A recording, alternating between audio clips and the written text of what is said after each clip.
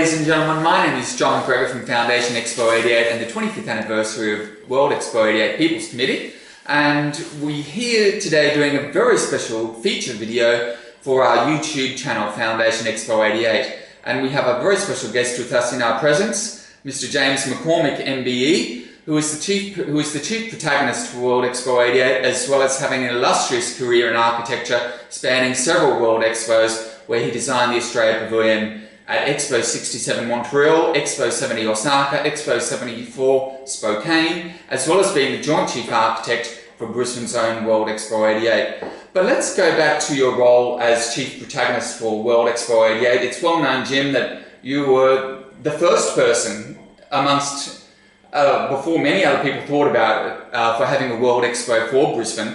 And this seed was planted in your mind very early in the mid-1970s after you returned from the Spokane Expo of 74. So you came back to Brisbane and you thought, well, if Spokane can do it, why not us too? Can you give us a bit of background notes there? The idea really started when I spoke to the mayor of Spokane. Right. And I said, how can a small city like yours have an expo? And he said, well, we had all these blighted slum areas close into the city, and we had to get rid of them. And the architects all banded together, and 10 of them divided the river up into sections, and each had a go at planning an art gallery, a museum, and other things like that. Right. And 20 years later, after that study, somebody got the idea of having an expo, and away we went. And right. I thought, isn't that interesting?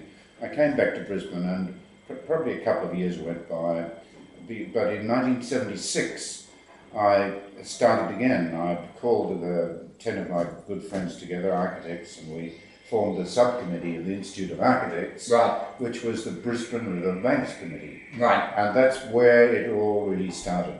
Now, God bless them, nobody did any work, nothing happened, and after 6 months the committee was disbanded, and I thought, heck, I'd like to have done something with my section of the river, which you had Kangaroo Point, didn't you? Which is Kangaroo Point, right?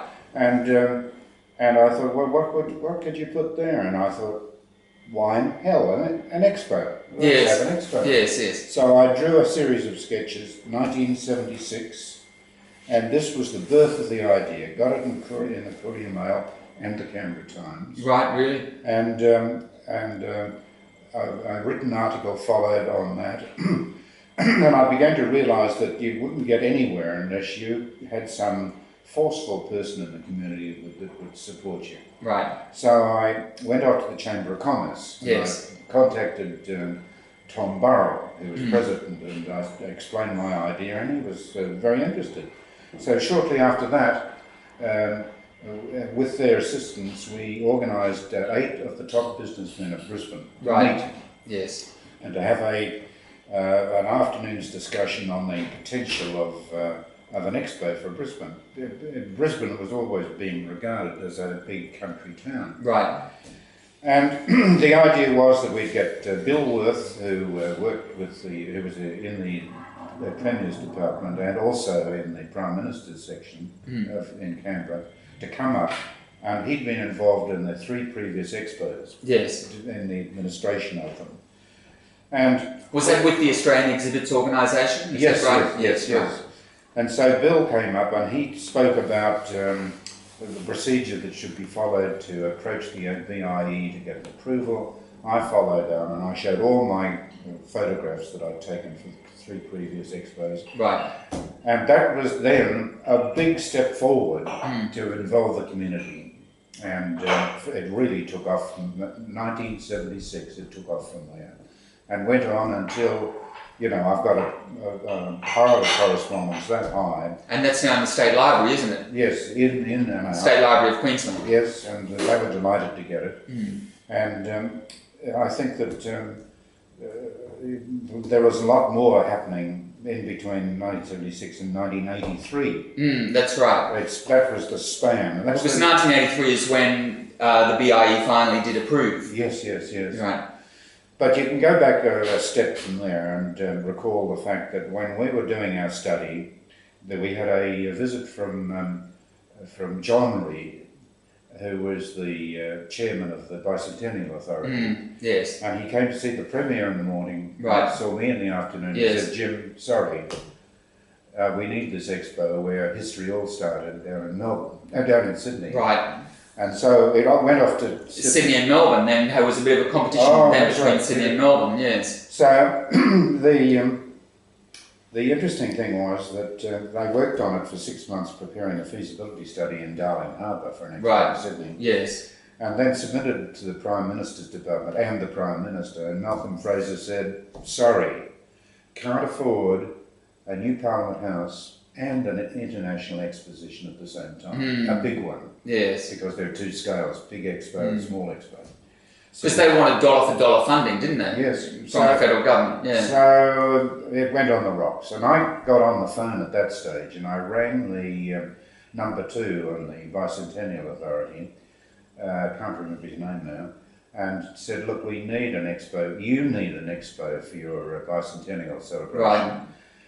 Don't go for the big one, go for the smaller variety, yes. and do it back in Brisbane again. Yes, and he said, God bless you, Jim, we need people like you. So it came back to Brisbane. Now, the same thing was about to repeat itself. Malcolm Fraser about to knock it again, and I, at that stage, around about, I can't remember the year, but around about 1980, I think I was walking up George Street and Sid Schubert, who was the coordinator general, yes. stopped me and he said, Jim, oh, by the way, Jim, that expo of yours is about to come off. And I said, oh, you're joking. I said, how's that? And he said, well, Prime Minister Fraser had to retire for 3 months on the farm, and Doug Anthony's looking after as acting Prime Minister, and Doug has approved it.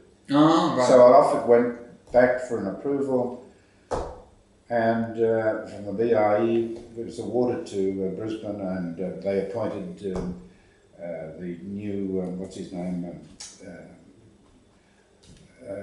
chairman of the expo for Brisbane. Sir Lou Edwards. Yes. Oh, how could I forget that? Yes. So it was business. Away we went. And in this period of time, you also had Sir Frank Moore involved as well, didn't you? He was the last one, you might say, who helped start the whole thing. He was the one who called in David Graham, a merchant banker. Right. And it was those two who put the deal together to actually not have to ask the Commonwealth Government for money. And so really it was because I should mention to our listeners that Sir Frank Moore was the director of, CEO of the Queensland Travel and Tourism Corporation. Tourism Travel, yeah. So both those two people were able to finance, and as I understand it, that the whole funding basis was on the back of the fact that ticket sales would be so successful as they were, and also they'd sell the land afterwards. Yes. And I think that in that respect, they fairly independently, as far as financing is concerned, proceeded without the Commonwealth Government. And after, of course, Brisbane was awarded the 1988 World Exposition, you were then later appointed as Joint Chief Architect under the guise of Bly McCormick 88. Can you tell us a bit about that? Well, again, I was a small timer as far as the practice was concerned, and I realised that we would have to put a deal together to get the job.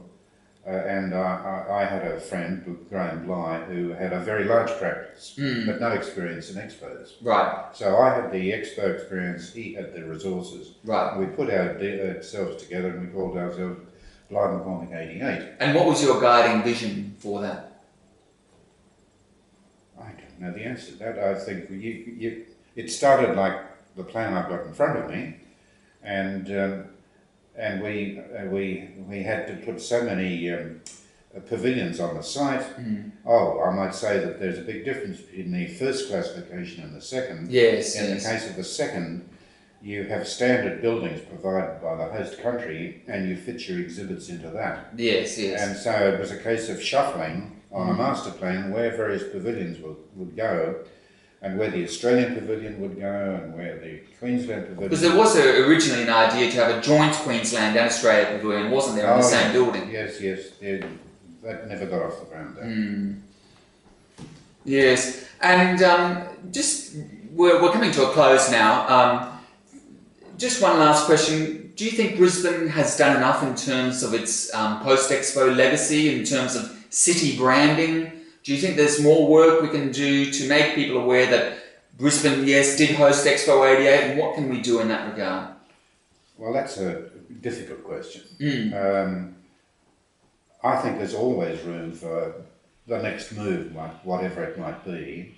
Like a museum, for example, yes. or more promotional, more in our city council websites and things like that. Yes, I agree. More branding of our artistic heritage left to us from the Expo. And if you can get all that marvellous sculpture and bring it together in one location in such a museum, that would be a great idea, wouldn't it? Yes.